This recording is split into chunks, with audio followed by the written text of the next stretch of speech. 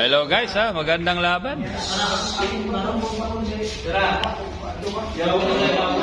Martin ng Davao, 19 po kay Rica Rindal ha. Binigyan part 2 na to.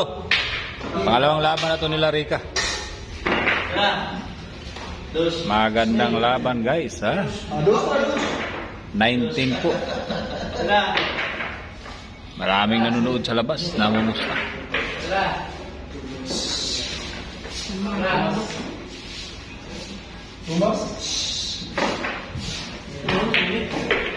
9 ang nagbe-break.